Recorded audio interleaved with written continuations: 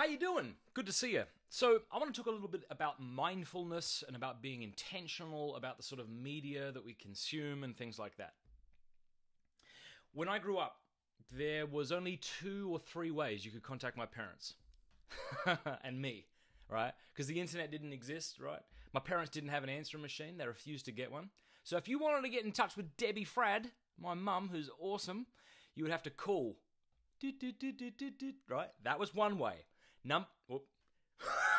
Number 2, you could send her a letter. I'm so sorry, I just flipped you off. You could send her a letter, right, by post. That was the second way.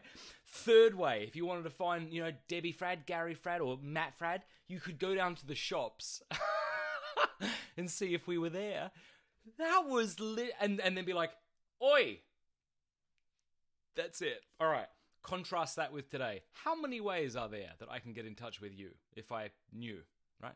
Email, private message, phone call, text message, Marco Polo. Ugh! And look, technology is not evil. Obviously, it's given us many beautiful things.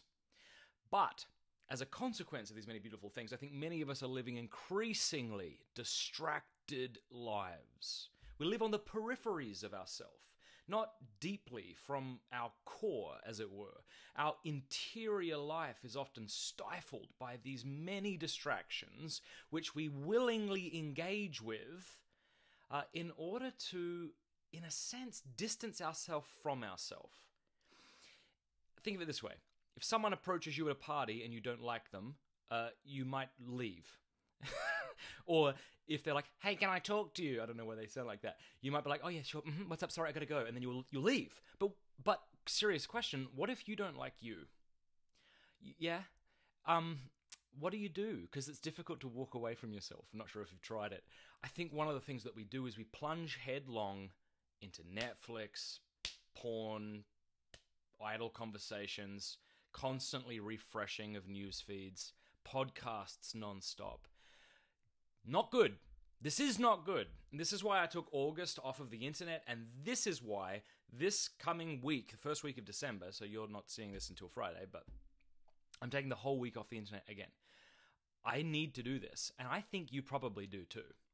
I really think you probably do too. I don't think I'm peculiar. I think that most of us get burnt out by this stuff, and we just kind of go into autopilot, and we need to stop and sit and reflect. Like, when's the last time you took a car ride without listening to music or a podcast? When's the last time you went a day without checking YouTube? When's the last time I am trying to make you feel bad. I'm not sure if it's working. That's my goal. When's the last time, you just sort of sat or read a book? Like, when's the last time you read a book? I'm not just asking you this, I'm asking me this. I want to be somebody who loves what is true, good, and beautiful. Not just somebody who learns to love what is ugly because it's easier to be distracted than to curate good books and entertainment, right? I don't want to do it. And so this week I'm taking the week off. I've got a couple of books I plan on reading. I just want to spend time with my family and I want to pray. And look, you might be listening to me and you're like, well, that's great for you, Matt. Good for you that you can take a bloody week off of the internet. I can't do that. All right, well, maybe you can't. Although, this isn't easy for me to do this. It's not like I'm like, yeah, I'm just going to do that. It's like a lot of preparation went into taking this week off. Are you sure you can't do it? Okay, and so let's say you are sure. Okay, well, maybe you have a 9-to-5 job and you need to be on the internet during that time. Take your laptop with you. Take your phone with you to work and then turn it off and leave it at your office when you come home. You know what I mean? Like, don't block Covenant Eyes. If you have Covenant Eyes, which you should because it's amazing, use it to block things like Twitter and Instagram and Netflix so you don't even have the choice. There are ways to do it. You just need to want to do it. So if you're like me and you are finding yourself being constantly burnt out by media, you might try something like this. Week off of the internet. Weekend off of the internet. Allow yourself to be bored. Allow yourself to feel your feelings. And yeah, all right, that's it. That's all I got to say. Bye. Hey, shh. Don't tell anybody.